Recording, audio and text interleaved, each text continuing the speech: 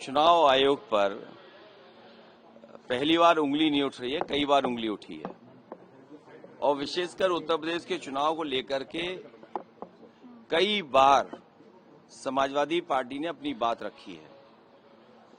पिछली बार जब उपचुनाव था और उपचुनाव में जो धांधली हुई उसको लेकर के भी शिकायत की गई कि किस तरीके से सरकार ने मिलकर के अधिकारियों के सहारे वोट की चोरी नहीं की, वोट की लूट की, डकैती की और जो समाजवादी पार्टी के नेता कार्यकर्ता आते थे उनको फोर्स से रोका जाता था, पुलिस रोकती थी।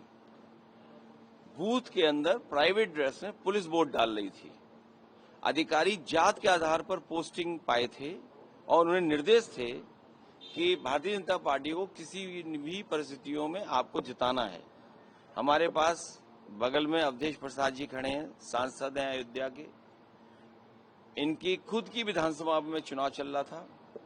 इतना भारतीय जनता पार्टी को कभी भी उस विधानसभा में वोट नहीं मिला। जीत हार अलग होती है, लेकिन इतना वोट पार्टी को कभी नहीं मिला।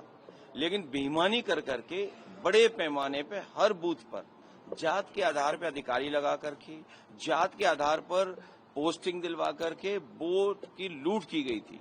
और उससे पहले 2022 के चुनाव में जब समाजवादी पार्टी ने, और मैंने खुद आरोप लगाया था कि जानबूझ करके समाजवादी पार्टी को वोट काटे गए, डिलीट किए गए, तो चुनाव आयोग ने नोटिस दिया।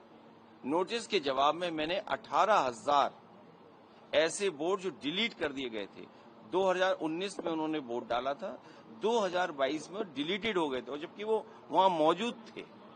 वो 18,000 वोट की हमने सूची दी थी। आज तक चुनाव आयोग ने कोई कार्रवाई नहीं की। कम से कम आज तो बताए कि चुनाव आयोग ने क्या कार्रवाई की है। एक तस्वीर है जिसमें पुलिस का अधिकारी सीधा रिवॉल्वर तान करके रोक रहा है वोटर्स को। रामपुर में जब घटना हुई तब भी हम लोगों ने शिकायत की कि रामपुर में किस तरीके से वोट रोके गए, लोगों को घर से नहीं निकलने दिया। वो वीडियो विजुअल्स है सबके पास, लेकिन कोई कार्रवाई नहीं हुई। सरकार बीजेपी की है लखनऊ में, सरकार दिल्ली में बीजेपी की है। हमें उम्मीद है कि कर्नाटका में कम से कम सरकार कांग्रेस की है। ऐसे अधिकारी जिन्होंने वोट चोरी कराई है, वो बीएलओ हों, एसडीएम स्तर के हों, जिलाधिकारी के स्तर के हों, उत्तर प्रदेश में सरकार होती तो हम लोग कार्रवाई करते उन अधिकारियों पे। हमें उम्मीद है कि कांग्रेस पार्टी उन तमाम अधिकारियों के खिलाफ जिन्होंने वोट चोरी करके वोट चोरी में साथ दिया है, उनके खिलाफ कार्रवाई होगी।